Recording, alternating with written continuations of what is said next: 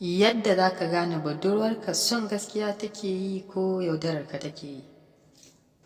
Assalamu alaikum wa rahmatullahi wa barakatuh. Topic ɗinmu na yau shine hanyoyi ne za mu kawo muku waɗanda za ku tabbatar da budurwa son gaske take muku ko kuma kawai dai yaudararku take yi ba son ku take yi ba, akwai wanda take so can daban.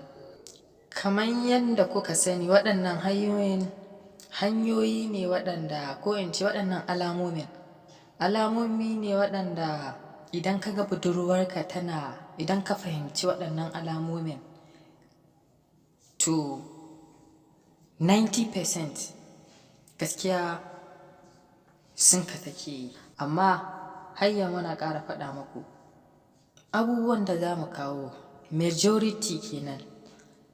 Akwai waɗanda sai dai Allah ya fitar da kai, waɗanda su duniya suka sama gaba.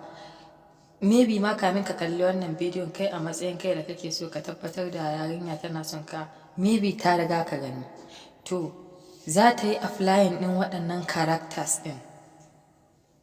Idan ta yi applying ɗin su kai kuma idan ka gan su za ka tabbatar da son ka take yi.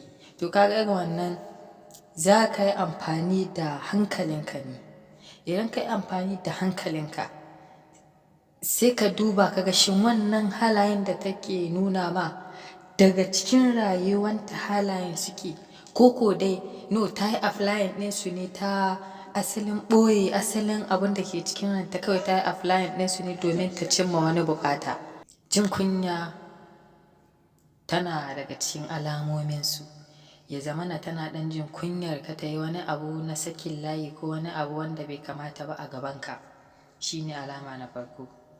Alama na biyu, ya zamana gidansu yarinya a sanka, ƙawayenta su sanka. Idan tana makaranta ne 'yan makarantansu su sanka. Ma'ana dai ta dinga yawan magana a kanka har kowa ya sanka. Sannan gidansu ya zamana cewa an sanka, ƙawayen ƙanninta haka ko yayanninta an sanka. Wannan alama ne da tana sanka, saboda idan ba ta sanka ba za ta ma bari a sanka ba. Sannan alama ta uku, ya zamana idan ka mata laifi ko wani abu ya ɗan shiga tsakaninku da ka ba ta haƙuri za ta yi. Kamar ma jiraye take ka ba ta haƙurin, to da ka ba ta haƙuri lokaci ɗaya za ta yi. Sannan sai damuwa. Yarinya ta kasance ta damu da kai matuƙa. Kullum za ta dinga damun ka zo, wani lokacin ba ka ma yi niyyar zuwa ba amma za ta matsa ma kawai ka zo. Kuma idan ka je za ka ga ba wani abu ne can important ba, kawai dai tana son ganin ka ne. Idan kuma kiran waya ne, kusan duk wayar da za ku yi ita ce za ta yi ma flashing ka kira, ko kuma idan tana da kati za ta kira. Sannan kuma idan ka zo ba ta so ka wuce, irin ba ta gajiya daga nan kaɗin nan. Wani lokacin ma in ka ce za ka wuce ita take haɗa ka da Allah ka ɗan ƙara minti 10 kaza dai. Wannan shi ma alama ne, yana cikin alamomin ana son ka. Sannan ya zamana idan ta yi ma laifi ko kuka ɗan samu matsala da ita za ta shiga damuwa, za ta shiga damuwa sosai ɗin nan, kana ganin ta kasan tana cikin wani hali har sai lokacin da kuka shirya. Wani lokacin ma ita ce za ta zo ta baka haƙuri idan ta yi laifi. Sannan ta kasance tana yin wani abu domin ka, wani abu kamar misali kwalliya. Idan za ka zo ka ce za ka zo haka, ta yi ma kwalliya irin haka, ko ta sa wasu kaya kawai domin ka ne ba wai a jikinta suke ba. Ko kuma idan za ka zo irin tana ɗan yawan yi ma abinci haka. Sannan ta dingi nuna ma ka fi mata kowa, ka fi mata irin kowa ɗin nan, kai na daban ne. Wannan ma alama ne na tana son. Sannan ga wani babban dalili sosai, yarinya ta kasance cikin farin ciki yayin da kuke tare. Misali akwai lokacin da za ka kira yarinya kuna magana da ita amma za ka ga mood ɗinta ya canja, kamar irin ba ta cikin natsuwa ko walwala haka. ta ga nawan ma maybe ta koma gida, wannan alama ne na rashin so. Amma ya zamana tana cikin farin ciki, idan ka zo kana kallon ta za ka ga farin ciki ya bayyana a ranta. Sannan kuma sai kishi, shi kanshi kishi yana cikin manyan alamomi na so. Yarinya ya kasance tana kishi a kanka sosai, duk wani abu wanda ya dai danganci kishi tana nuna maka shi. Ba ta son irin tana ganin numban wayan mace a wayanka, ko kuma irin ba ta son a kira ka ta ji muryan mace, irin dai tana nuna kishi sosai. Kishi yana determining ɗin yanayin sun da take ma.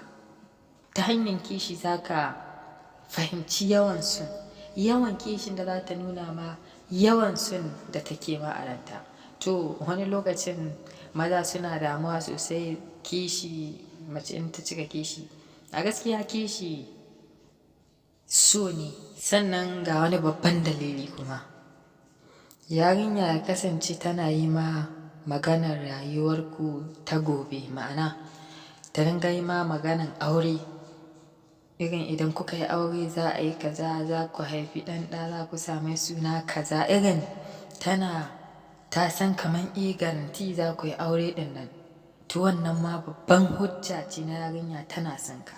Sannan kuma idan wani abu ya taso ɓangaren ta, irin na gidansu haka, ko kuma nata ita kanta, ya zamana tana janyo ka ciki, tana ɗan neman shawaran ka wani lokacin ma idan za ta yi abu za ta zo ta faɗa ma za ta yi kaza. Idan ka nuna mata ai hakan ya yi, za ta yi. Idan kuma ka nuna mata bai yi ba, to ba za ta yi ba. Irin ta ɗan janyo ka kamar wani ƙanin mahaifinta ko wani yayanta. To wannan shi ma yana daga cikinsu, ma'ana tana jin magananka.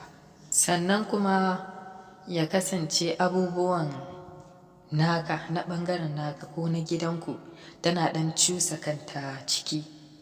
Duk wani abu da zai taso a gidanku za ta je, ko kuma idan ka zo ka faɗa mata kaza ke faruwa, za ta nuna kamar ita ma ai 'yar gidanku ce, za ta nuna ba da attention ga wannan issue ɗin.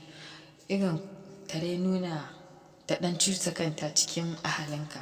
Wannan shi ma alama ne na so. Amma fa akwai dalilai da za su hana samun wasu dalilai daga cikin waɗannan da na faɗa. Bari in baka misali kamar cusa kai da na faɗa.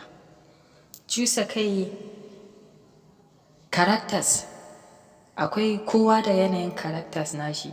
Akwai wacce duk sun da take ma ba za ta cusa kai a cikin lamarin ahalinka ba.